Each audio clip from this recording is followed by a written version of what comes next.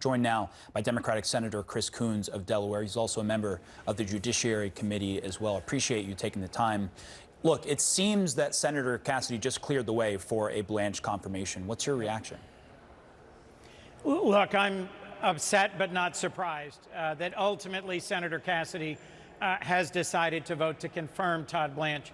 I don't think there's any reason to expect that Todd Blanch will suddenly become more independent, more professional, that his bad mishandling of the Epstein files release or his advocating for and advancing the horrible idea of a $1.8 billion slush fund, the so-called anti-weaponization fund, his demonstrated failures of leadership as the acting Attorney General and the Assistant Attorney General, I think will simply be compounded as Attorney General.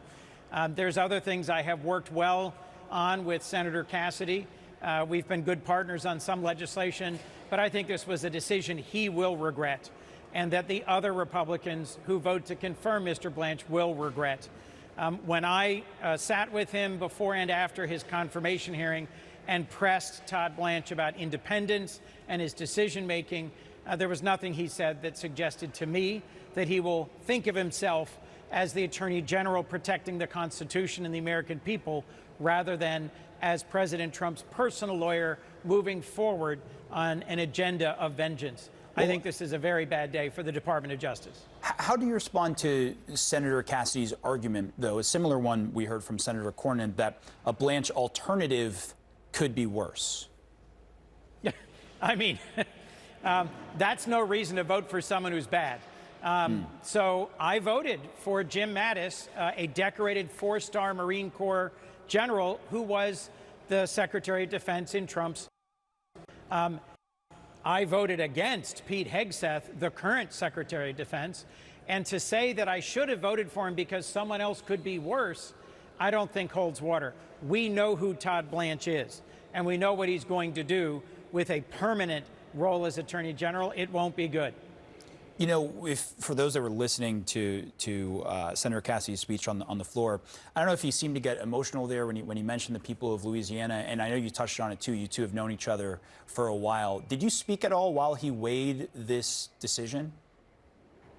I spoke to several of my colleagues, to Senators Murkowski and Cornyn and Cassidy, but you know, look, at the end of the day, they made their own decisions, and they're going to be accountable for their decisions. And it has been encouraging to me that a few Republicans have rethought their previous bad votes to confirm folks like RFK Jr. or Pete Hegseth or Pam Bondi. But today, this was a disappointing decision by Senator Cassidy. I think fair to say you do not trust the signed statement by Blanche that this anti-weaponization slush fund won't be going forward. No. But are there any plans for the Senate to take some sort of legislative action to ensure it can't come back? We should. Frankly, Senator Cornyn, who is a talented, experienced lawyer, he was a Supreme Court justice and Attorney General in Texas, knows well enough that to get a settlement between two parties permanently amended requires a signed document by both parties, not a unilateral declaration by the acting Attorney General. And the thing that matters the most here, frankly, is that President Trump keeps insisting that he wants this weaponization fund. And so if my principal concern and theirs was that Todd Blanch has been advancing this terrible idea of a weaponization fund, having him sign something rather than having us pass a statute blocking it doesn't accomplish the goal. Having us take up and pass a bill to block it would accomplish that goal.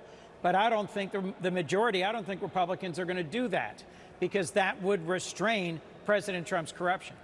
Well, as you know, one of the checks on power will come in these midterms elections quickly approaching. And I know you followed the many primaries, including in Michigan, where it is of note that Minority Leader Chuck Schumer's preferred primary candidate lost. I know the term being preached now is unity, but I just wonder from where you sit and the various races you follow, are you concerned at all about Senator Schumer's ability to unify Democrats heading into these elections? And if not, what do you think unity here will take? What I think unifies Democrats is the increasing bad news about the economy. Just today, there were terrible jobs reports that show that in the retail sector, we're losing jobs, not gaining them, that wages are going down, not up. And what I find unifies Democrats in Delaware is a focus on the costs of gas and groceries, health care, and housing. Democrats have real and concrete plans for how to address these costs, how to help wages go up, and to help bring prices down. And Republicans are pulling in the opposite direction.